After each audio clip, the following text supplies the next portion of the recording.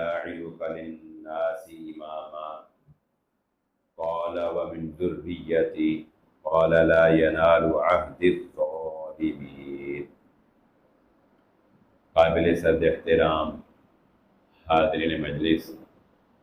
محترم مکرم سامعین اکرام، ہر قسم کی تعریفات اس خالق مالک ارض و سماوات کے لیے، اور لاکھوں کروڑوں درود و سلام آپ محمد مصطفیٰ صلی اللہ علیہ وآلہ وسلم کی ذات اقدس پر۔ ہماری آج کی یہ مختصر گفتگو ان ایام کی آنے کی مناسبت سے ہے جو عید الاضحیٰ کے موقع پر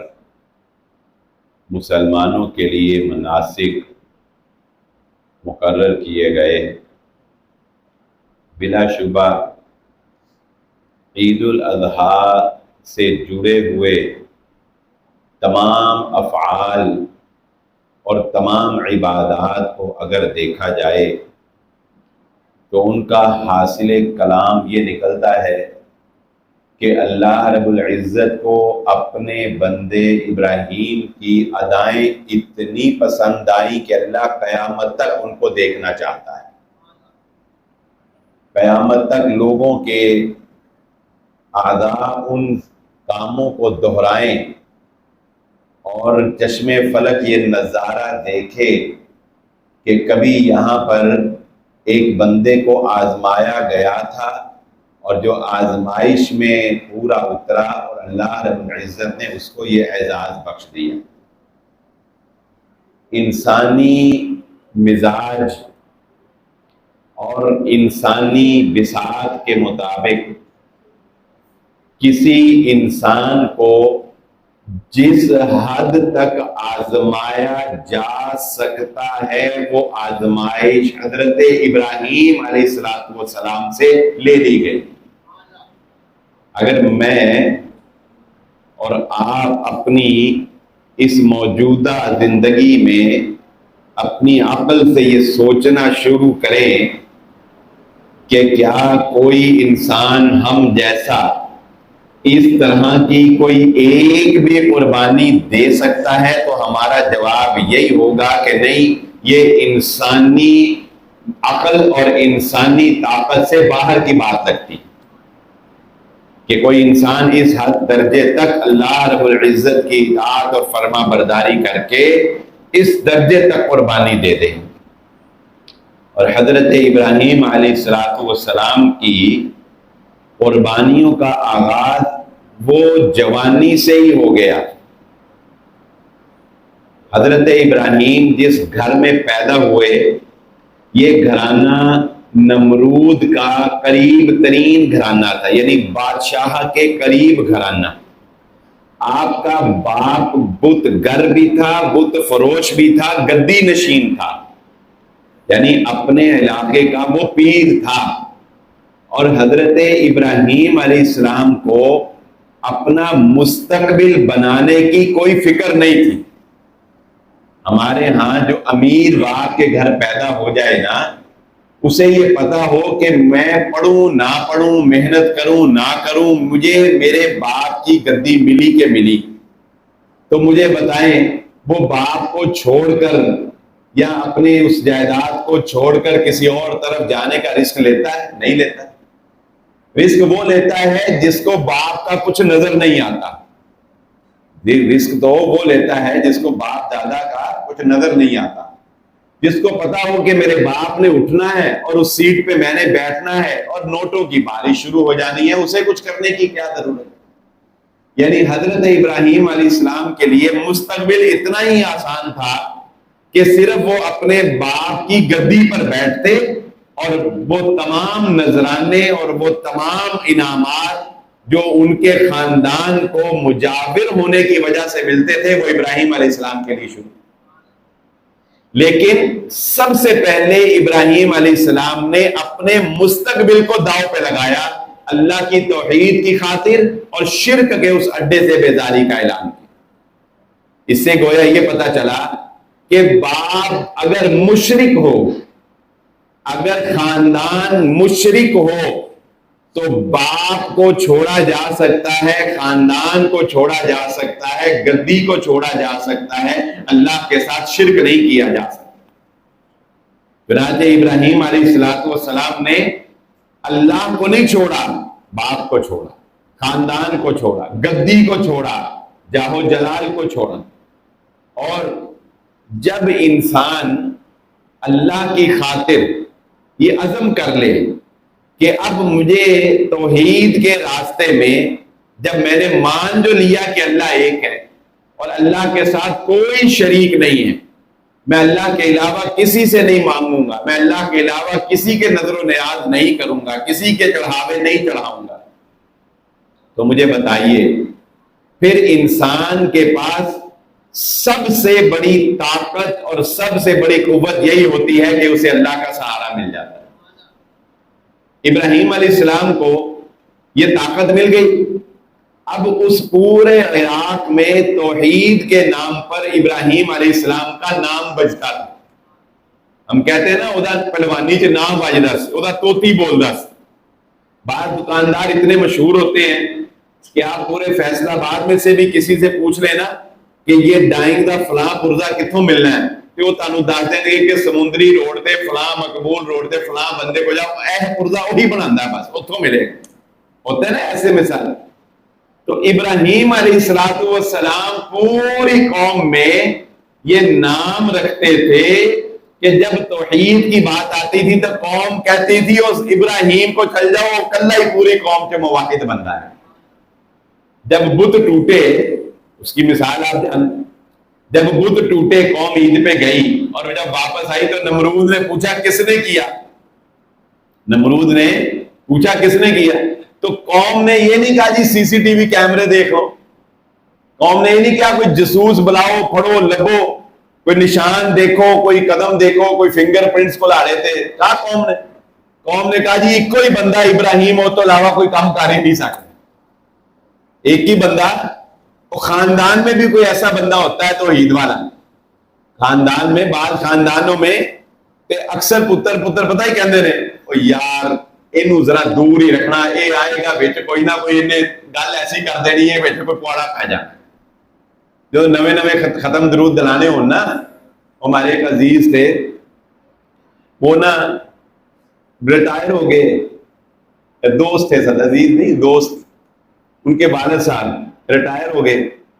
تو ریٹائر ہونے کے بعد ایسے دوستوں میں بیٹھے ہوئے 8-10 دوست، اپنے بیٹے کو بلایا، کہندے اے سارے میرے دوست بیٹھے نے تے تو گواہ ہو جا،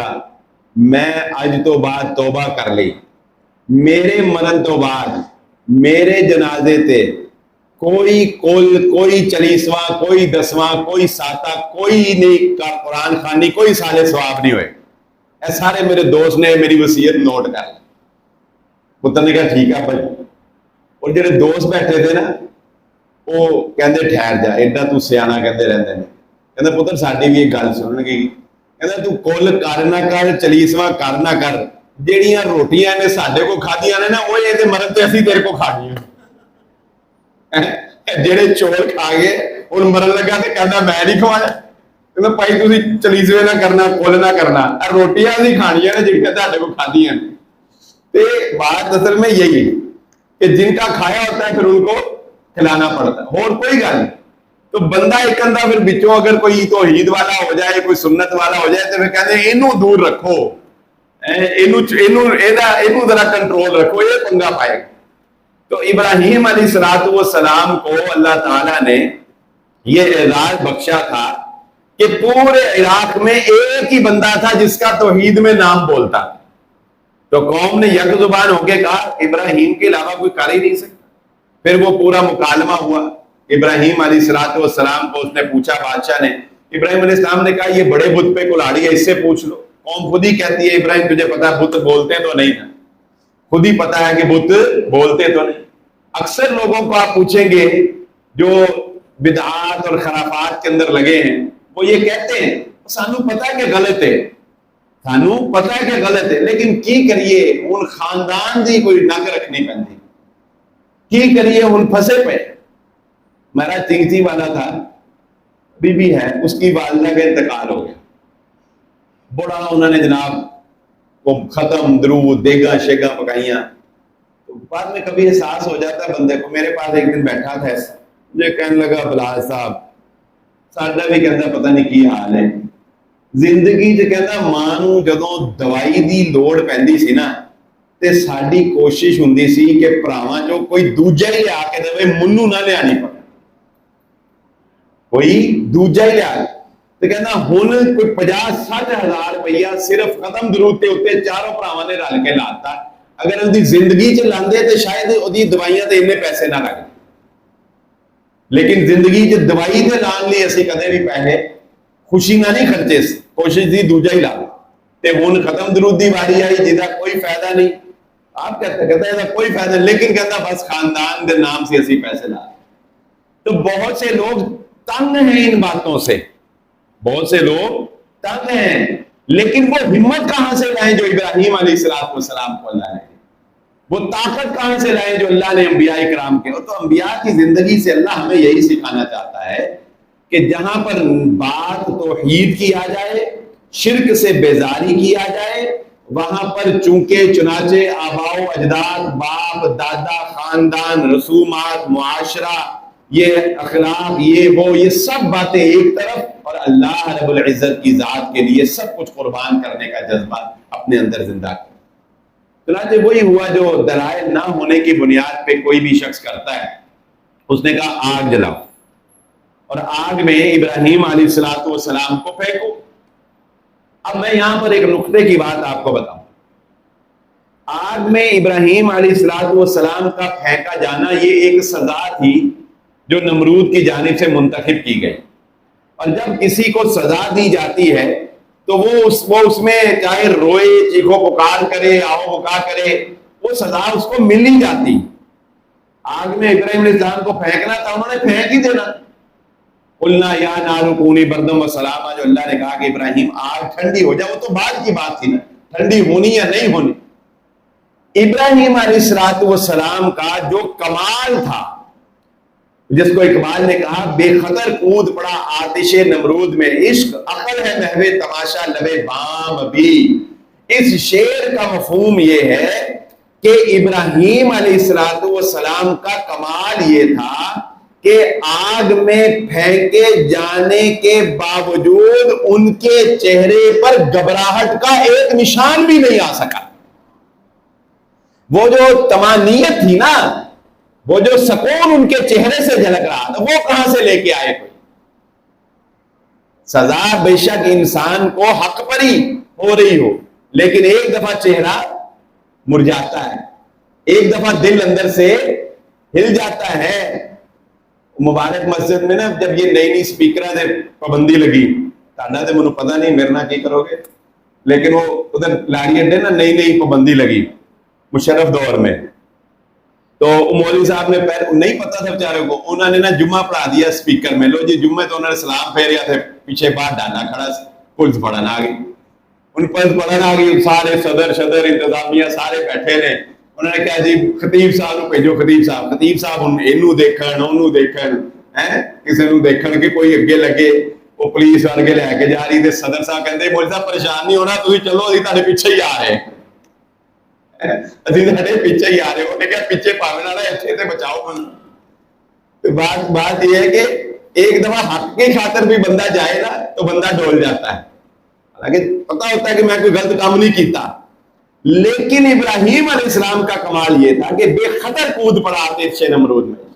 کہ کوئی چہرے پر خطرے کے کوئی چہرے پر افسردگی کے کوئی چہرے پر ایسے دل کے گھبراہٹ کے آثار تھے ہی نہیں اتنا اطمینان کے ساتھ حسبی اللہ و نعم الوکیل نعم المولا و نعم النصیر یہ میں بھی پڑھ رہا ہوں آپ بھی پڑھ رہے ہیں لیکن اللہ کی قسم جو قوی ایمان کے ساتھ ابراہیم علیہ السلام نے کہا تھا نا وہ جذبہ کوئی کہاں سے لائے چنانچہ اللہ رب العزت نے اسی طمانینت کے مقابلے میں پھر آگ کو حکم دیا کہ ٹھنڈی ہو جائے، اور پھر ابراہیم علیہ السلام کو کہا کہ اب یہاں سے نکل، اب اس قوم کا حال ہم مچھر کے ذریعے سے وہ کر دیں گے کہ یہ عبرت کا نشان بن جائے گی۔ چنانچہ وہ مچھروں کی ان کے اوپر عذاب آیا، نمرود کے دماغ میں داخل ہو گیا، جوتیاں مار مار کے اس نے اپنے آپ کو مار دیا۔ اب یعنی کتنی قربانیاں دی گئی، اس کے بعد اب ایک اور قربانی کا امتحان شروع ہوتا ہے۔ اب اللہ رب العزت نے بڑھاپے میں بیٹا عطا کر دی۔ اولاد کی محبت تو ویسے ہی انسان کو جان لیتی ہے انسان کی، اور بڑھاپے میں ملا ہوا اکلوتا بیٹا۔ اللہ نے کہا ابراہیم اپنی بیوی کو اور اپنے بچے کو ایک ایسی وادی میں چھوڑ کے آ جہاں سے بچنے کی کوئی امید نہیں، جہاں سے بچنے کی کوئی امید نہیں ہے۔ ہاں بچانا ہمارا کام، بچانا ہمارا کام۔ اب اگر وہاں نہ چھوڑ کے آتے تو بچے نے مرنا تھا، وہاں چھوڑ آئے تو بچ گیا۔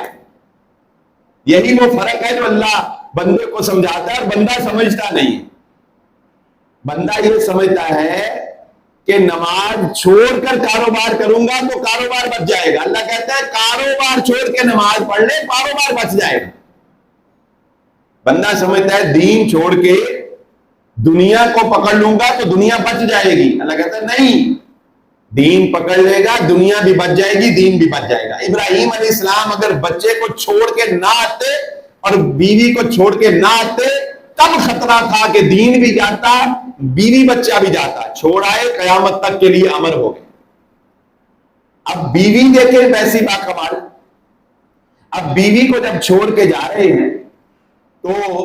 بیوی نے پیچھے سے پوچھا ابراہیم کس کے خاطر؟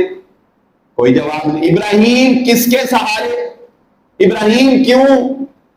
اب جب ابراہیم علیہ السلام نے اشارے سے بتایا کہ بی بی میں تجھے اپنی مرضی سے نہیں، کسی عداوت میں نہیں، کسی نفرت میں نہیں، کسی انتقام میں نہیں، اللہ کے حکم پر چھوڑ کے جا رہا ہوں، بس یہ اشارہ کرنا تھا، تو بیوی نے بھی وہاں پر سر تسلیم خم کر دیا۔ اس کے بعد تو نہیں اس نے روکا ابراہیم علیہ السلام، اس کے بعد نہیں اس نے پوچھا کہ ابراہیم ظلم کر کے جا رہا ہے، بیوی بچے کو چھوڑ کے جا رہا ہے، نہیں نہیں، تھا تو کہنے کو ظلم ہی نا، کہنے کو تو ظلم ہی تھا، لیکن جب اس نے بھی سنا کہ اللہ نے، تو پھر اللہ رب العزت کو، اب آپ سارا حج دیکھیں، حج کا جو منظر ہے وہ آپ دیکھیں، اللہ ہم سب کو بار بار اپنے گھر کی زیارت نصیب فرمائے۔ حج پورے میں ایک بھی دعا ایسی نہیں ہے جس کو حج کے لیے فرض قرار دیا، پورے حج میں ایک بھی دعا، حالانکہ نماز اور عبادات جتنی ہیں ان میں کوئی نہ کوئی فرضیت کچھ نہ کوئی نہیں، حج اتنی بڑی عبادت ہے کچھ بھی فرض نہیں، صرف نیت کیا آپ نے اللہم لبیک حج لبیک اللہم لبیک لبیک لا شریک لک لبیک ان الحمد والنعمت لک والملک، بس حج شروع ہو گئے۔ اب کیا ہے جی، اللہ تعالیٰ کہتے ہیں جس طرح ان دنوں میرا بندہ ناخن نہیں کاٹ سکا، بال نہیں کاٹ سکا، تم نے بھی نہیں کاٹا، جس طرح میرا بندہ 2 چادروں میں تھا، میں تمہیں بھی 2 چادروں میں دیکھنا چاہتا ہوں، جس طرح میرا بندہ کبھی منا کبھی مزدلفہ، جس طرح میرا بندہ ان دنوں پریشان حال تھا، میں بھی تمہیں یہی دیکھنا چاہتا ہوں، تم بے سر و سامانی کے عالم میں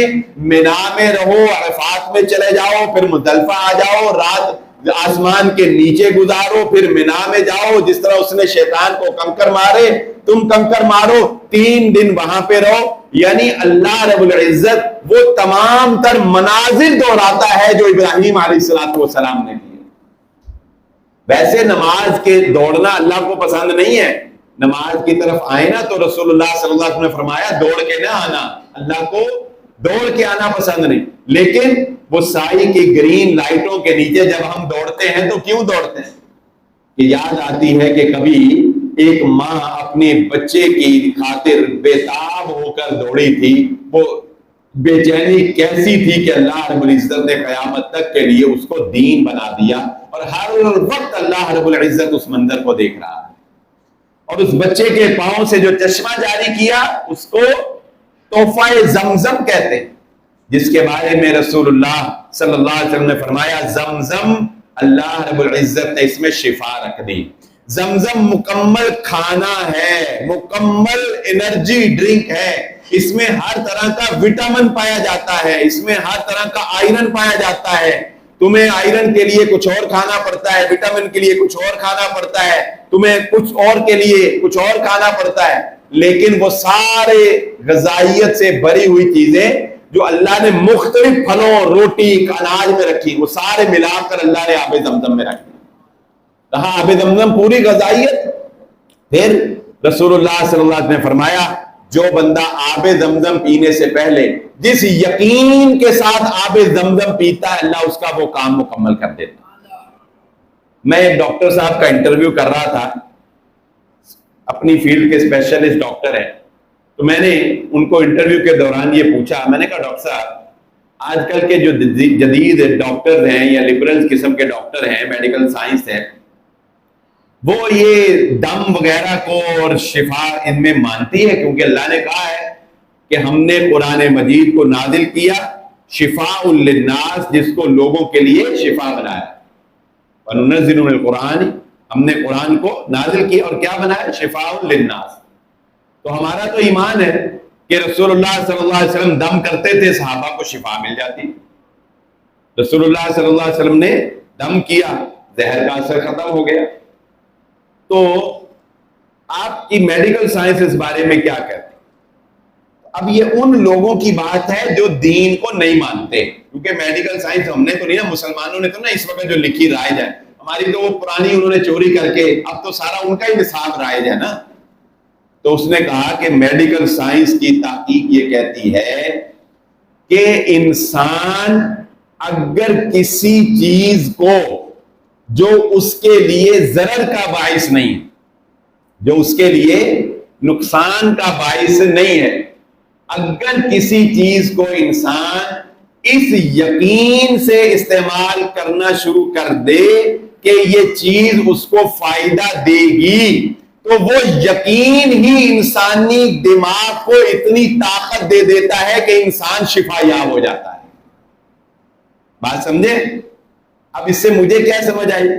کہ اصل مسئلہ اللہ رب العزت کے کلام میں نہیں، اصل مسئلہ میرے اور آپ کے یقین میں ہے۔ وہ تو شفا ہے، اللہ نے کہہ دیا شفا ہے۔ اب جو اب ہم کرتے ہیں تو ہمیں شفا کیوں نہیں ملتی؟ کیونکہ ہمیں اندر سے ہوتا ہے کہ آرام پیناڈول نہیں آنا ہے، اندر دم بھی کر رہے ہو نا، اندروں آواز آ رہی ہوں بلال احمد کرتے رہے تو دم، پر اخیر تے نا گولی کھانی پڑی۔ ہمارے ایک استاد تھے، ایک بچے کے سر میں درد ہو رہا تھا، انہوں نے استاد جی کو کہا تھا استاد جی سر پر درد ہو رہا ہے دم کر دے۔ استاد جی کہتے ہیں نازا تینوں دم نہ آرام نہیں آنا، تو پیناڈول کھا جا کے، تینوں نہیں دم نہ آرام آنا۔ تو دم سے آرام لانے کے لیے وہ یقین ہمارے پاس نہیں، وہ قوت ہمارے حقیقت ہے، وہ قوت ہمارے پاس نہیں۔ وگرنہ صحابہ، مجھے یہاں سے یہ بھی خیال آیا کہ صحابہ کا یقین کس درجے کا تھا کہ رسول اللہ صلی اللہ علیہ وسلم نے، ایک صحابی کہتے ہیں کہ میرے پیٹ میں شدید درد،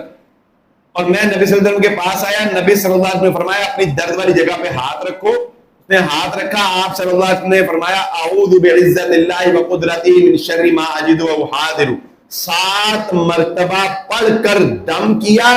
صحابی کہتے ہیں اللہ کے نبی صلی اللہ علیہ وسلم نے دم مکمل کیا، میں ایسے تھا جیسے مجھے کبھی درد ہوا ہی نہیں۔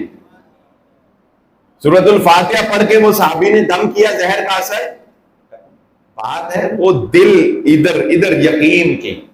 جو کہ ہمارے اندر آ سکتا ہی نہیں، ہم دنیا کے معاملات میں اتنے الجھے۔ تو بات میں یہ کر رہا تھا کہ حضرت ابراہیم علیہ السلام کے ہی اس قربانی سے اللہ رب العزت نے ہمیں وہ تحفہ زمزم عطا کیا، اور یہ قربانی جو ہم بکرے کی گردن پر چھری چلا کے کرتے ہیں، یہ تو وہ عظیم قربانی ہے جو ایک باپ نے اپنے بیٹے کی گردن پر چھری چلا کر اللہ کے سامنے پیش کی۔ اللہ نے ایک آخری بات سمجھ لیں، اللہ نے جب فرشتوں کے سامنے یہ کہا نا، انی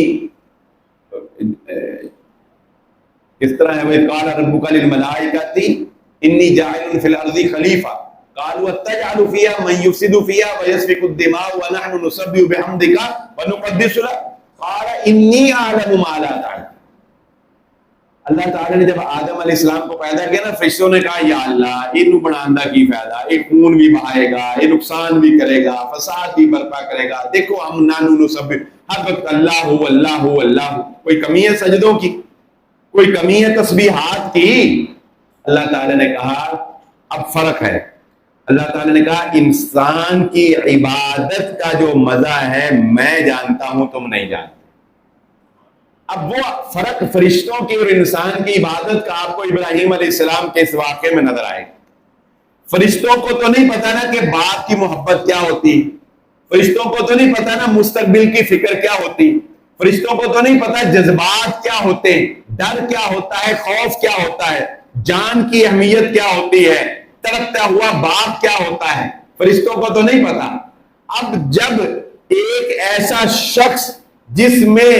جذبات بھی ہیں، باپ کی محبت بھی ہے، بیٹے کو جوان دیکھنے کا شوق بھی ہے، خون سے اس کو خوف بھی آتا ہے، اپنے کی جان لینے سے اس کی جان جاتی ہے، ان ساری باتوں کے باوجود جب ایک باپ اپنے بیٹے کی گردن پر چھری چلاتا ہے نا، تو اللہ تعالیٰ کہہ رہے ہوتے ہیں فرشتوں